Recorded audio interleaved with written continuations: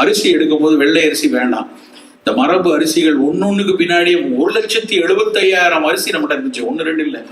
தமிழ்நாட்டில் மட்டும் 170 வகையான பாரம்பரிய அரிசியினுடைய ஜீனோமன் நெல் ஜெயராமன் சேகரிச்சு அதை பண்ணாங்க.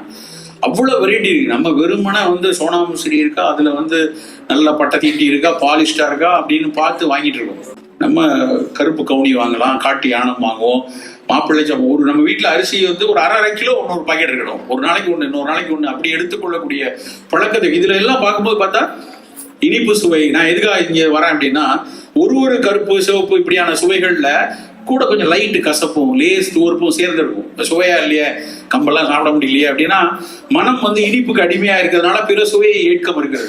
சில பேர் சார் எனக்கு சூடு சார், இது வரைக்கும் சாப்பிட்டதே இல்லை, வயிறுலாம் ஒரு மாதிரி இருக்கும் அப்படின்னு சொல்லுவாங்க. பழக்கம் இல்லாததான்.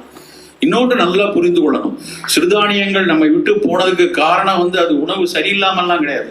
அது ஒரு பெரிய சமூக காரணம்.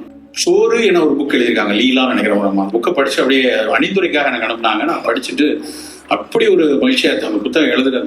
அதுக்கு பின்னாடி பெரிய அரசியல் இருக்கு. சிறுதானியங்களை ஒரு விளிம்பு நிலையில் இருக்கக்கூடிய உழைக்கும் மக்கள் மட்டுமே சாப்பிடக்கூடிய உணவாக வச்சிருந்தது.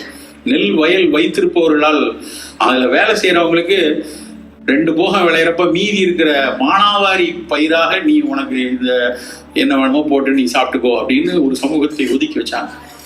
அப்போ அவர்கள் சாப்பிட்ட சாப்பாடுங்கிறதுனால அந்த சாப்பாடு கீழ் நிலைக்கு தள்ளப்பட்டுச்சு. அப்படித்தான் நல்லா புரிஞ்சுக்கணும்.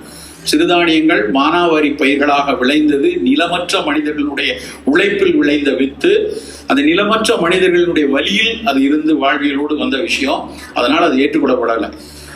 இந்தியா முழுக்க சுதந்திரம் அடைஞ்சு வளர்ந்து வரும்போது மேல் தட்டில் இருக்கவங்க எல்லாம் பெரிய நிலச்சுவாந்தாரர்கள், பெரும் நிலத்தின் அதிபர்களாக இருந்ததுனால அரிசியிலையும் கோதுமையும் மிகப்பெரிய அளவுல முன்னிலைப்படுத்தினாங்க. ஏன்னா அது ரெண்டு அவங்களோட தேர் ஓனர்ஷிப். அதனால முன்னிலைப்படுத்தினாங்க. நல்ல வேளையாக கோபால் என்று ஒரு அறிஞர், நம்ம ஊருக்கார் தான், சென்னைக்கார், 101 வயதில் இறந்து போனாரு. நேஷனல் இன்ஸ்டிடியூட் ஆஃப் நியூட்ரிஷனுடைய பிதாமகன் அவர் தான். அது ஹைதராபாத்ல இன்னைக்கு ICMR என்ன வச்சிருக்கிறது அவர் தான் தோற்றுவிச்சார். சொல்லும் போது எனக்கு கூஸ் பம்பா இருக்கு. சில மனிதர்கள் செய்யக்கூடிய பணிகள் தான். ஒரு சின்ன புக்கு, 35 ரூபா அந்த புக். அதை படிச்சதுக்கு அப்புறம் தான் நான் இதை பேச ஆரம்பிச்சேன்.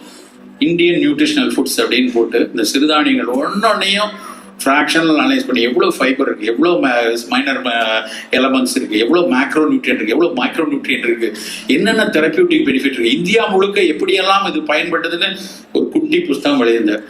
நான் ஒரு உணவுத்துறையில் பணியாற்றி கொண்டிருக்கும் போது எனக்கு மென்டாராக இருந்த ஆஃபீஸர் அதை கொடுத்தாரு. அந்த புத்தகத்தை கொடுத்து படிங்க டாக்டர், எப்படி நல்லா உங்கள் ஊர் ஆசிரியர் எழுதுன்று. எதுக்கு சொல்ல வரேன்னா, அதற்காகவும் தான் நாங்கள் சிறுதானியத்தை கண்டிப்பாக மேம்படுத்தி கொண்டு வரணும். சிறுதானியம் அரிசி விளைவிக்கிறோம்னா ஒரு கிலோ அரிசிக்கு 4500 லிட்டர் தண்ணி வேணும். 1 கிலோ சிறுதானியத்துக்கு 1/2 லிட்டர் தண்ணி போதும். இதுதான் கணக்கு. அப்போ தண்ணீருக்குள் நடக்கக்கூடிய கூச்சலுக்கெல்லாம் இது மாற்றா இருக்கும், நம்ம இதை பயன்படுத்தலாம் அப்படின்லாம் சொல்லி பார்த்தோம். அதெல்லாம் சொல்லும்போது பெருசா உள்ள வாங்கல. சாப்பிட்டாதான் சக்கரை வியாதி குறையும், நீ சாப்பிட்டாதான் தொப்பை குறையும், நீ சாப்பிட்டாதான் மூடி வளரும், மூளை வளரும்னு சொன்னதுக்கு அப்புறம் தான் எனக்கானது இது அப்படின்னு அந்த ஒரு ஆந்த்ரோசெப்டிக் நினைப்புல அப்புறம் சிறுதானியத்தை மெல்ல மெல்ல ஏற்றுக்கொள்ள ஆரம்பிச்சேன். அதனுடைய மருத்துவ குணங்கள் ஒன்னொன்னாக தெரிய வரும்போது இன்னைக்கு பெருசாயிருக்கு. நான் முதல்ல 2001-2 சிறுதானியத்தை ஆய்ந்து கொண்டிருந்த சமயம், நான் ஒரு உணவுத்துறையில இருந்தேன். அப்போ ஆய்ந்து கொண்டிருக்கும் போது பெரம்பூர்ல ஒரே ஒரு கடையில தான் திணை அரிசி கிடைக்கும். நான் திணையில ஆர்வமா வேலை செஞ்சுட்டு இருந்தேன்.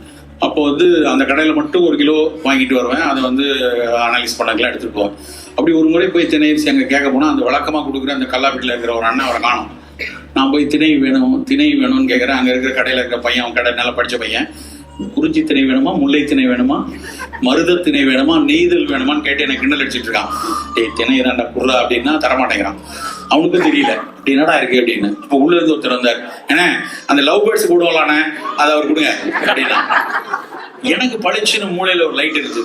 ஆஹா அப்படின்னு அந்த வாரம் ஆனந்த விடல நான் எழுதிட்டு இருக்கேன். திணை சாப்பிட்றதுனாலதான் லவ் பேர்ட்ஸ்லாம் நல்லா லவ் பண்ணுது, அதனால நீங்க நல்லா லவ் பண்ணணும்னு நினைச்சீங்கன்னா திணை சாப்பிடுங்கன்னு எழுதுனான். டன்டன்னா விக்கிதுப்போம்.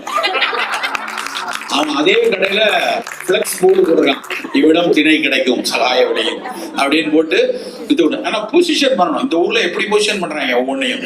நம்ம ஊர்ல இருக்கக்கூடிய பல உணவுகளை உளுந்தங்களிக்கு இணையா ஒரு உணவை சொல்ல முடியுமா? உளுந்தஞ்சோறு எள்ளு துவையலுக்கு இணையா ஒரு உணவு சொல்ல முடியுமா? தயிர் பச்சடி சாதாரணமா, நான் ஒரு கட்டுரை படிக்கிறேன். ஒரு ஜெர்மானிய பேராசிரியர் ஒரு அம்மா the world best food for NCD அப்படின்னு சொல்லி ஒரு கட்டுரை எழுதியிருக்காங்க. அது என்னன்னு பார்த்தா சீஸும் ஆலிவ்ஸும் அப்புறம் இன்னொன்று ஒரு சீடு மூணையும் வச்சு ஒரு ஃபுட்டு தயாரிச்சு இதுதான் வந்து மிகச்சிறந்த உணவு எல்லா என்சிடிஸ்க்கும் கொடுக்கலாம்னா நான் அதை அப்படியே கம்பேர் பண்ணி பார்க்குறேன். ஒன்றுனா படிக்கிறேன் அதில் என்ன இருக்குன்னு ஒன்றா பார்த்துட்டு இங்கே பார்த்தா நம்ம ஊர் தயிர் பச்சடியில் அத்தனையும் இருக்கு. வெறும் சின்ன வெங்காயத்தை தயிர் பச்சடி போட்டு நம்ம சாப்பிட்டோம்னா அந்த வெங்காயத்தில் இருக்கக்கூடிய தெரப்பியூட்டிக் பெனிஃபிட்ஸ் எவ்வளவு இருக்கு. அந்த சின்ன வெங்காயம் அந்த தயிர் பச்சடி நம்ம எல்லாத்துக்கும் வச்சு சாப்பிடலாம். சப்பாத்திக்கு சாப்பிடலாம், சோறுக்கு வச்சு சாப்பிடலாம், எல்லாத்துக்கும் வச்சு சாப்பிடலாம். தயிர் பச்சடி அவ்வளவு சிறப்பானது. இப்படி பல குட்டி குட்டி அக்கறைகள் நம் வீடு முழுக்க மரபு முழுக்க நிறைந்து இருக்கிறத நம்ம எடுத்துக்கொள்ளணும். இது நம்முடைய இந்த நான் கம்யூனிகபிள் டிசீஸனுடைய கிளச்சஸ்ல நம்ம மாட்டாம இருப்பதற்கான முதல் உத்தி.